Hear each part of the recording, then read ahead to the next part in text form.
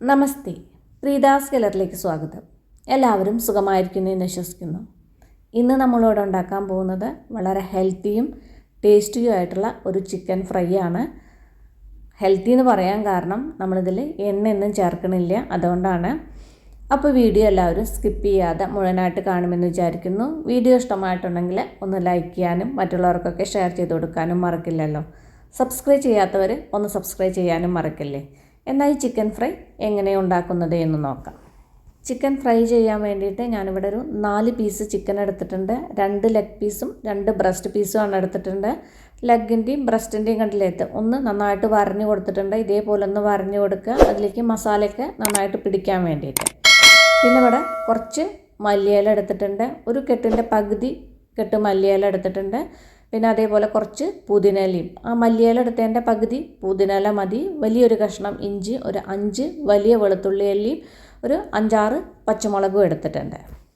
ഇനി മിക്സിയുടെ ജാർ എടുത്തിട്ട് അതിലേക്ക് നമ്മൾ എടുത്തു വെച്ച മല്ലിയില ഉണ്ടല്ലോ, അത് ഞാനൊന്ന് വലുതാക്കിയിട്ടൊന്ന് കട്ട് ചെയ്തെടുത്തിട്ടുണ്ട്, അരച്ചെടുക്കാൻ സൗകര്യത്തിന് വേണ്ടിയിട്ട്.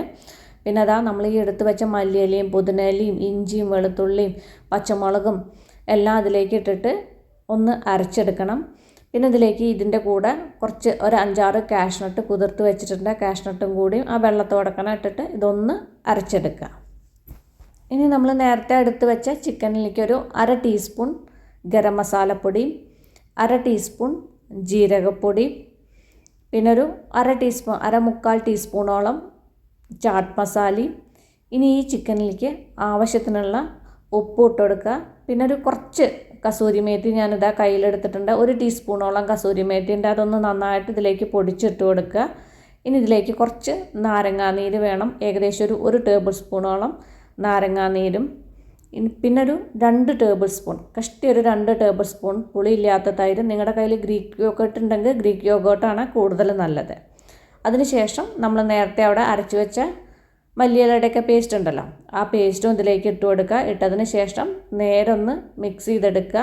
ആ ചിക്കനിൽ മസാലയൊക്കെ നേരെ ആവത്തക്ക രീതിയിൽ, ആ വരലൊക്കെ വരഞ്ഞിട്ടില്ല അതിൻ്റെയൊക്കെ ഉള്ളിൽ കൂടെ നേരെ ഒന്ന് മസാല തേച്ച് പിടിപ്പിക്കുക.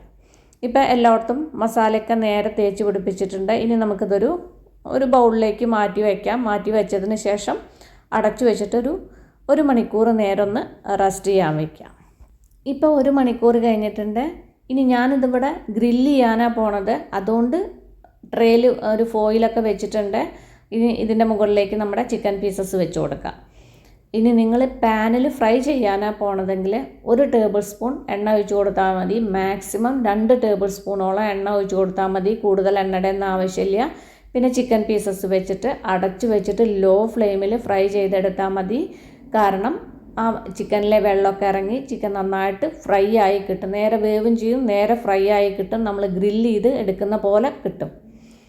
ഇപ്പോൾ അതാ ഞാൻ ചിക്കനൊക്കെ നേരെ ഫ്രൈ ചെയ്തെടുത്തിട്ടുണ്ട്. കണ്ടില്ലേ, നേരെ ഫ്രൈ ആയിരുന്നു, നല്ല ടേസ്റ്റുമാണ്. അപ്പോൾ അതെല്ലാവരും ഒന്ന് ട്രൈ ചെയ്ത് നോക്കൂ. ട്രൈ ചെയ്ത് നോക്കിയിട്ട് ഫീഡ്ബാക്കൊക്കെ എന്നെ അറിയിക്കാൻ മറക്കല്ലേ. അപ്പോൾ നമുക്കിനി അടിപൊളി പുതിയ റെസിപ്പിയുമായി കാണാം. നന്ദി, നമസ്കാരം.